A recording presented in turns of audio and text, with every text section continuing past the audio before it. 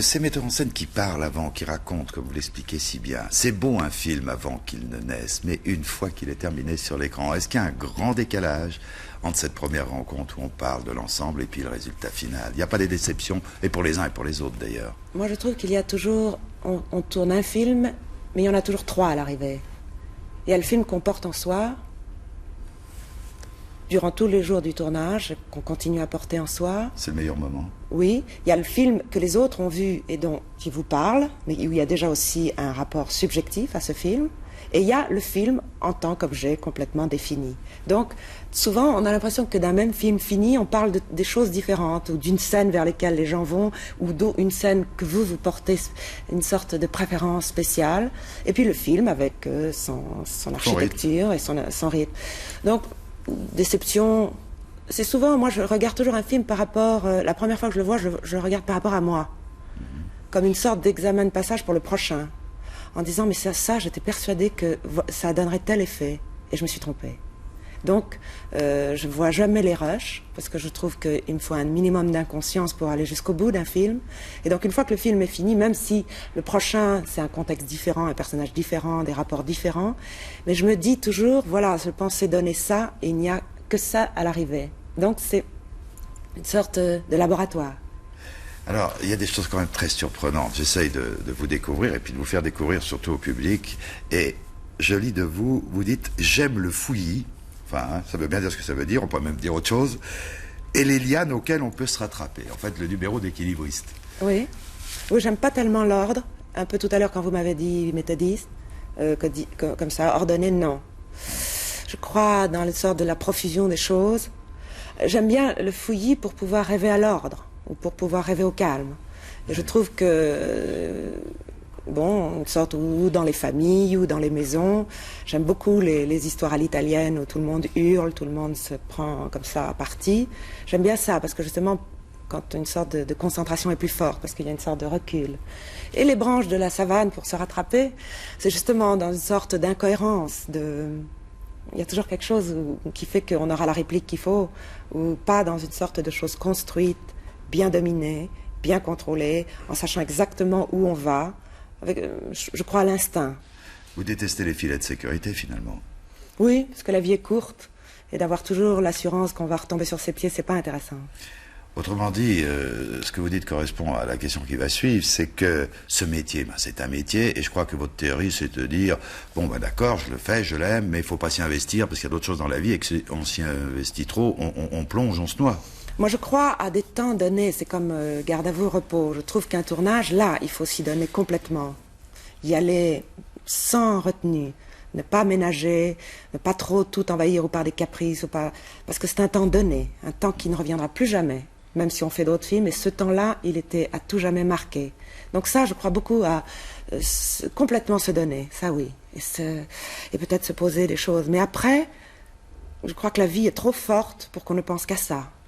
Et que je pense beaucoup qu'un acteur, ou même un metteur en scène, ce sont des vases. Ils ont été remplis de ce que la vie a passé, a donné. Et que si tout d'un coup, on passe son temps à interpréter du vide, finalement, et que soi-même, on n'a rien vécu, alors on peut se dire, oui, pourquoi passer toutes ces journées avec des lumières artificielles, dans du noir, avec pas de perspective, rien. Ça deviendrait comme si on tournait en rond. J'aime trop la vie pour me dire, vous savez ce slogan, si on aime la vie, on va au cinéma. Oui, parce qu'on vient vérifier si là, à travers le prisme de quelqu'un, la vie, elle est bien comme on l'a pensé. Et la plus belle des certitudes, n'est-ce pas la certitude des fous? Voilà, oui. Côté ceux qui avancent comme sans trop regarder, sans trop avoir justement une certitude parce qu'on n'en a pas. Alors celle qui n'est étayée par rien. Ouais. Vous avez une très belle définition aussi de l'acteur ou de l'actrice, peu importe. Vous dites, c'est, pour votre phrase exacte, ce sont des instants, des sensations, après tout. Oui. Ni plus, ni moins. Oui. Mais les sensations et les émotions peuvent être très fortes. Elles annulent complètement le temps qui passe, justement. Le temps s'arrête dans des grandes sensations ou dans des grandes émotions. Et je trouve que un film, c'est justement comme moi, je ne prépare pas tellement mes rôles avant. Mais je sais que je suis très perméable sur un tournage, sur un plateau, à tout ce qui peut venir me nourrir. Ou en bien, ou en mal, au choc qu'on peut recevoir. Et je crois beaucoup au temps présent, à tout ce qui fait que Oui, ça intensifie le moment qui vient et le cinéma, c'est l'art de voler des choses, même si c'est très écrit, très tourné, avec les cadrages dont on sait tout ça, mais c'est quand même au moment où quelqu'un parle, ou vous regarde, ou vous tend la main, quand je pense à l'autre acteur, c'est une magie parce que peut-être que 2 minutes avant, il n'aurait pas agi comme ça. Je pense que c'est un métier dans lequel on travaille énormément avant et pendant, tout échappe à tout le monde. Vous êtes un perpétuel radar en captage de vibrations, finalement, non? Oui, souvent on m'a posé la question, mais alors attendre sur un plateau, c'est casse-pied ou je sais pas quoi. Mais c'est un temps justement d'éponge, où même si on sait qu'on a une scène ou plus ou moins compliquée à tourner, c'est un temps où on entend des conversations, où quelqu'un vous parle ou ne vous parle pas, on voit des choses. Et c'est un temps comme ça où c'est comme la réduction du monde, où chacun fait son travail, où on voit l'accessoire X qui vient chercher les choses, ou celui les câbles et tout. Et je trouve pas que ça soit un temps d'attente négatif. Quand je pense que tout ça a commencé à Sciences Politiques. Oui. Oui. Il n'y a pas une liaison directe entre Non, tout non, ça. non. Mais ce qui est amusant, c'est... Oui. Qu'est-ce qu'il reste de Sciences Po? Il reste des choses essentielles? Bon, essentielles, c'est un grand Oui, mot. je crois que de Sciences Po m'est resté le goût des livres, le goût des conversations, les idées des autres, la confrontation des idées. Je crois que Sciences Po, c'est vraiment une façon d'apprendre à chercher des choses, mais rien. À l'intérieur, rien. C'est une méthode de l'esprit plutôt. Et de cette époque, j'ai gardé les discussions sans fin pour refaire le monde où il était toujours pareil, Oui. mais la confrontation d'autres univers et les livres, beaucoup de livres. Et beaucoup de livres. Vous avez pu garder longtemps ce désir de faire le métier que vous faites. Vous l'avez gardé longtemps secret, je Oui. crois. Oui, j'aimais passionnément ça. J'aimais beaucoup le théâtre. C'est le texte qui a été la vocation, hein? Oui, je lisais très jeune les textes de théâtre, la poésie, tout ce qui pouvait être proféré. Et je pensais que j'avais une pudeur de parler des choses que j'aimais, justement. Je ne croyais pas qu'on en faisait un métier, avec un apprentissage. C'est très obscur à l'intérieur de moi. Pourquoi je n'en parlais pas? Et puis quand j'en ai parlé, on m'a dit, fais tes études, parce que je pense que ça peut faire peur à des parents, ce métier. C'est le métier le plus approximatif qui soit, le plus aléatoire. Et puis après, quand j'ai rencontré la première personne qui m'a dit une chose concrète, c'est-à-dire, il faudrait que tu ailles dans un cours d'art dramatique, j'ai plongé dedans, mais sans rien demander, sans me poser la question si j'irais jusqu'au bout. Parce que je le portais en moi depuis très, très longtemps. Il faut dire que votre père était officier de cavalerie, Ouais. et vous êtes la deuxième actrice que je reçois dont le père était un officier, Charlotte Rampling aussi. Ah oui. Et curieusement, les deux pères, dans les deux cas, ont été très compréhensifs pour ce choix de leur fille. Oui, parce que être officier de cavalerie, c'est bon. D'abord, c'est comme un titre de roman, mais mon père était l'homme avec l'esprit le plus ouvert. C'est lui qui m'a inculqué la plus grande indépendance d'esprit. Donc quelqu'un qui avait essayé de mettre sur des rails, mais quand il voyait que les autres rails étaient une vraie passion, où tous les instants d'énergie, de temps, tout ça allait être donné, alors il disait, vas-y. C'est un milieu tout de même très en contradiction, enfin je dirais BCBG. Je crois que vous avez passé une partie de votre vie à Monaco, non? Oui, Oui. mon enfance. Bon, c'est pas l'endroit quand même où on rencontre le plus de saltimbanques. La Non. comédie certes s'y déroule, mais pas sur les tréteaux habituels, Non. sans être méchant. Il y a un grand télescopage entre ces deux univers. Oui, ou peut-être que sans faire des choses trop simplistes, plus on est enfermé dans quelque chose, plus on va chercher ailleurs. Oui.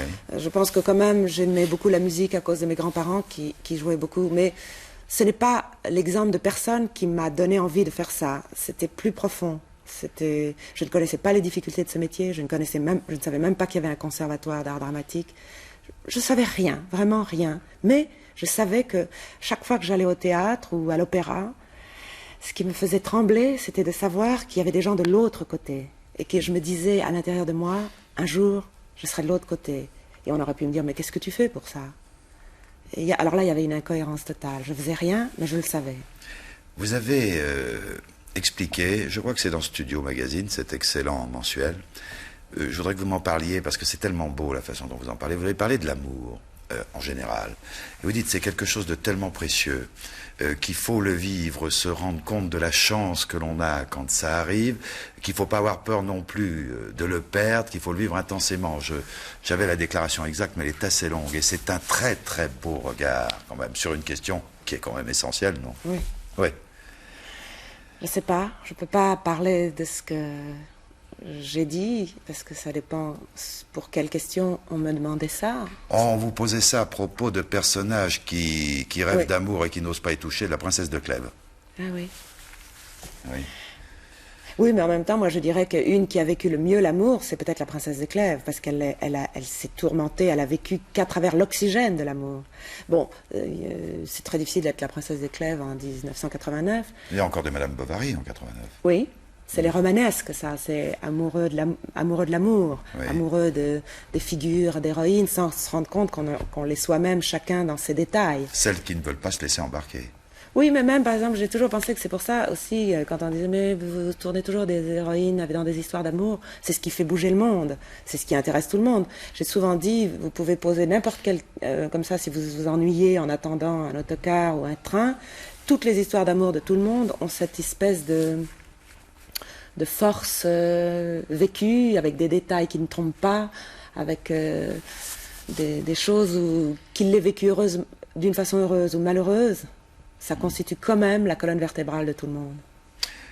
Vous adorez, rien à voir avec la question précédente, les longs monologues, je crois, au cinéma. Oui. C'est-à-dire que ce que beaucoup d'acteurs et d'actrices redoutent, parce que si c'est fait en plan séquence, eh bien, il faut l'envoyer, et que... J'aime surtout les longs monologues quand le personnage a un peu traversé le film en se taisant. Mais donc j'aime bien les personnages qui longtemps retiennent quelque chose, et où on peut se tromper sur leur comportement. Ou prendre pour une femme douce, ou pour une femme soumise, ou pour une femme qui a tout accepté, et qui tout d'un coup, parce qu'il y a quelque chose comme les vannes qui s'ouvrent, alors tout est dit en vrac, avec une force émotionnelle. Je me souviens justement d'un monologue très fort dans un film d'Hitchcock, c'était Les Amants du Capricorne. Mais vous en avez un aussi très fort dans un film de René, L'amour Oui. à mort. Hein. Voilà. Ah oui, qui est très fort. Et je trouvais qu'elle, dans justement cette femme qui était une femme pasteur, qui se montrait comme ça, sereine, altruiste, prodiguant la bonne parole, ayant des certitudes, d'un seul coup, on voyait l'autre versant du miroir, oui. Où elle avait vécu, elle aussi, une passion tourmentée, où elle avait voulu mourir, où elle s'était coupé les veines. Alors d'un seul coup, ça devient comme tout d'un coup, il ne faut jamais prendre les gens au premier regard. Ils ont tous derrière, justement, un long monologue, une longue confession.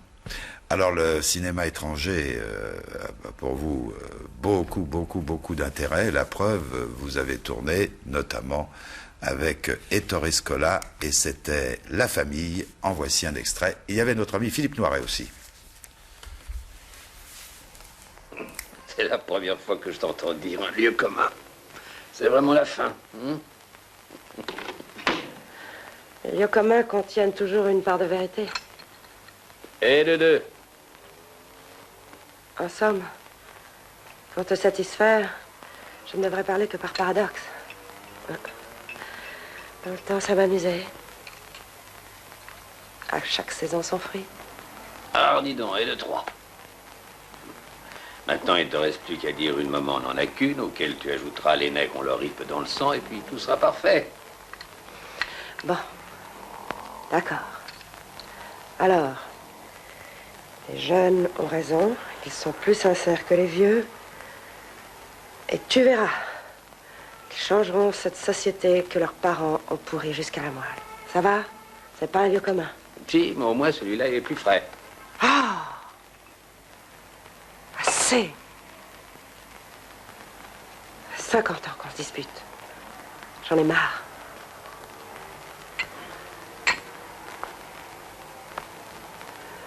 Plus ça me vieillit.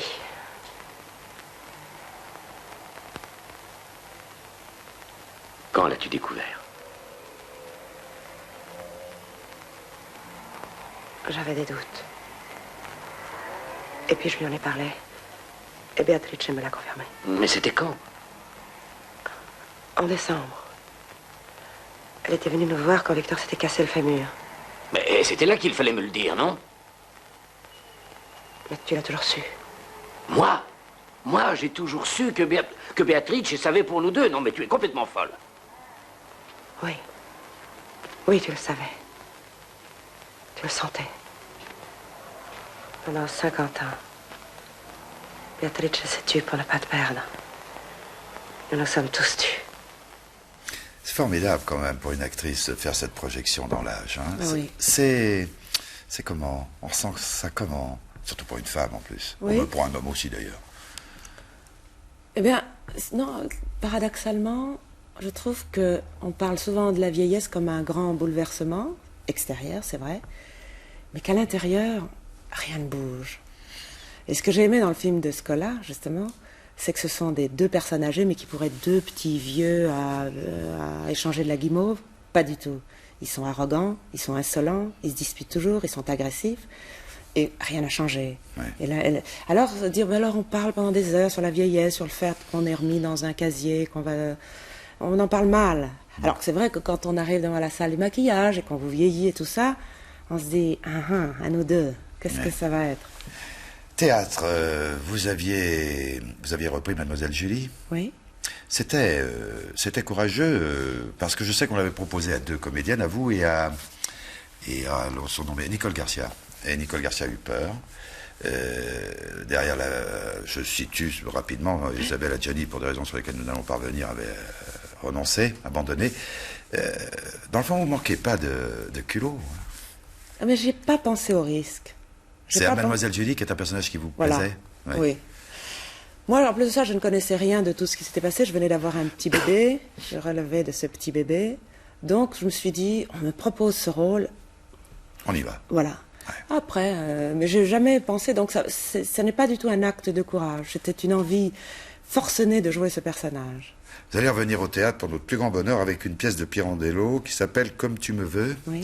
Le thème, je crois que c'est une femme qui est entre deux hommes et deux villes. C'est une femme qui a perdu son identité. Oui. Et c'est une femme qui pourrait être aussi bien dans une vie que dans l'autre. Et c'est un peu ce leitmotiv, comme tu me veux, je serai comme tu me veux. Parce qu'elle n'a pas une identité propre. Quelle belle mentalité. Oui. Mais on n'en profite pas dans cette pièce de cette mentalité, parce que les hommes veulent des certitudes, justement. Oui. En disant, c'est elle ou c'est pas elle? Est-ce que c'est la femme que j'ai perdue il y a 20 ans ou pas? Et elle dit, vous avez tout raté. C'est le grand problème, si nous abandonnions nos certitudes. Voilà. Tandis que j'aurais été telle que tu me voulais. Oui. Je sais que vous avez une grande admiration, partagée par moi d'ailleurs, en ce qui concerne surtout la première, Anna Magnani. Ah oui. Et Bette Davis. Hein. Oui. Ça, oui, bon, oui. Magnani, évidemment. Il n'y a pas un plan d'elle où on n'est pas un frisson sur la peau, parce qu'elle a quelque chose d'inimitable. Elle est vraie, elle est émotionnelle, tout de suite, comme en prise directe. Et puis Bette Davis, je crois que vous dites, faire une carrière pareille sans avoir un physique époustouflant, il faut le faire. Ah oui, moi je me souviens toujours d'elle dans La Reine Elisabeth, où elle s'était volontairement en lady. Oui. Mais on se souvient d'elle comme une des plus grandes héroïnes amoureuses. Je sais que vous aimez beaucoup Marcello Mastroianni. Ah oui. C'est une passion que nous avons en commun. Pour l'homme, pour l'acteur, et puis surtout pour... Vous dites, je crois qu'il dit très bien les choses qu'il dit sur le métier. Oui, parce qu'il a une sorte de... Sa passion pour ce métier est intacte. À chaque fois qu'il va sur un tournage, il est heureux. Il rentre dans le jeu. On lui demande de se teindre les cheveux, de les arracher, de grossir, de maigrir. Il est comme un petit garçon.